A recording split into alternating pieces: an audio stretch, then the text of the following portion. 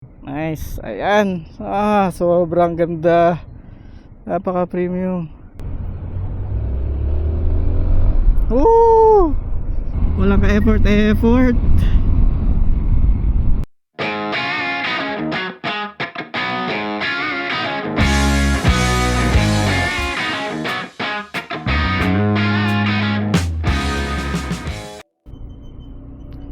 Hey, what's up everyone? Joel here. ADB! Woo! Naalala ko tuloy ang ating ADB dati. But anyway, good news guys. This is it. Finally, pupunta tayo ngayon ng Honda Sox Sargent. Kahapon, hindi ko inaakala na merong ADB 350 dito sa Honda Sox. Kasi pumunta ako doon, wala namang mga naka-display. And then sabi ko sa guard, kailan darating ang ADB 350 nyo dito? And then sabi ng guard sa akin, meron na. Ha? Okay. Ilan ba meron kayo dito? Meron kaming, sabi niya, dalawa na black. Tapos tinanong ko yung yung sa counter, and sabi nila naka-reserve na daw. So ayun, nawalan tayo ng pag-asa. Pero sabi ko mag-a-apply lang ako para sa ADB 350 kasi originally nag-apply tayo sa Honda Desmark. Wala kasi sa kanila ng stock ngayon kasi priority yata yung mga 3S shop ng Honda. So itong Desmark, itong Sox Sargent na to, ito yung pinakamalaking Honda dito sa Coronadal City. So most likely sila yung priority, saka mas higher end kumbaga yung store nila. And nalaman din natin na kahapon merong tatlo actually na dumating, isang pula at dalawang black na 350. And binili na daw ng isang doktor yung red, at then nagustuhan ng kapatid yung 350, kaya binili din yung isang black at yung isa naka-reserve. Pero sabi sa akin, sabi ko applyan ko lang. Sabi sa akin kasi if ever na hindi pumunta yung kukuha ng extra ADB 350 doon, baka maging sa akin daw. So ayun, pinakita pa sa akin. Siniay ako kinabukasan, and then ngayong araw na to, akala ko hindi ako makakapasa doon kasi previously na-decline ako dito kasi working online nga tayo, di ba? So medyo mahirap kumuha ng COE and all that, proof and all that stuff.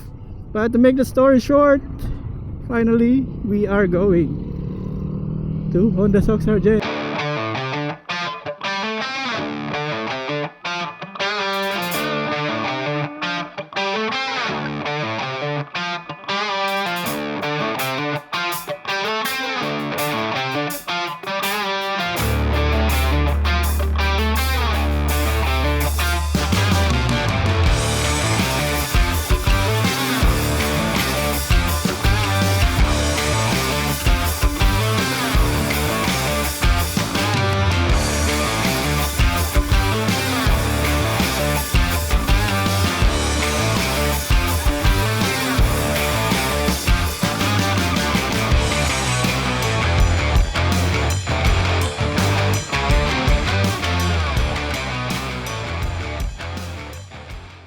Okay, so andito na tayo, tapos na tayo sa Honda Sox Sargent, and ngayon palabas na tayo para kunin ang ating 750 agad, 350 pala to.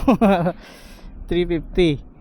At syempre kasama natin si ma'am, unang sakay, kasama si Mrs. Woo, ganda. Wow! First time ko marinig to Thank you. Ang gaan. Mas magaan siya sa ADB. Picture muna tayo. Unang kagat. Nice. Ayan. Sobrang ganda. Napaka premium. Unang sakay kasama si Mrs. syempre. Kasi all out ang support sa atin ni Mrs. Pag na-andar na, hindi naman mabigat na. Oo, ang gaan-gaan. Parang easy sa kanya ba? Woo! Kayang-kaya naman pala. Na-expect ko na, sabi ko baka mahirapan. Ganda, sarap. Right. Gaan-gaan nga niya. Ang problema nito, iisipin ko to habang nasa Bicol ako ba? Grabe, ako hindi. Siyempre ikaw. Alam mo naman ang mga lalaki pagka toys for the big boys ang usapan. Parang gusto mo na umuwi.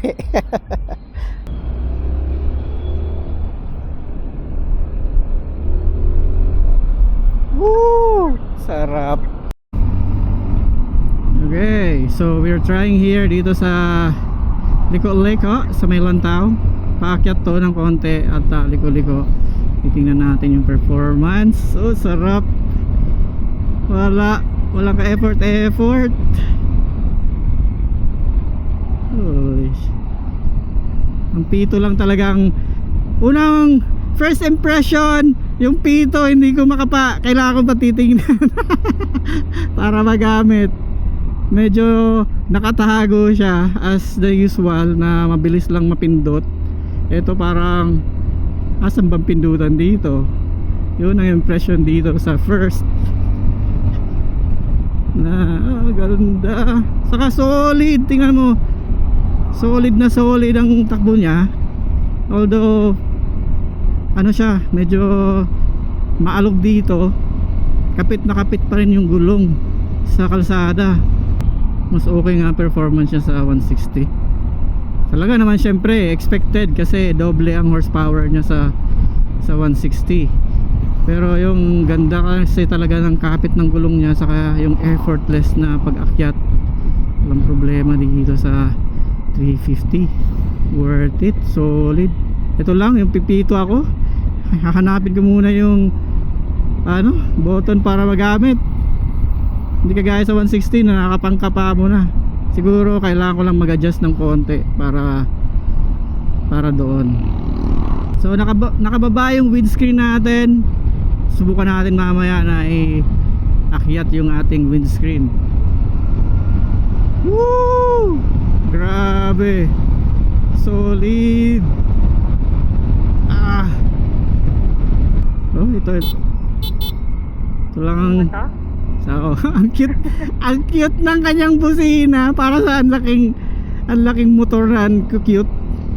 Siguro kung may papalitan tayo dito or idadagdag, first would be yung horn, saka yung kanyang tawag dito, MDL. Grabe si kuya, oh. Kilala 350, yun lang pala yun eh.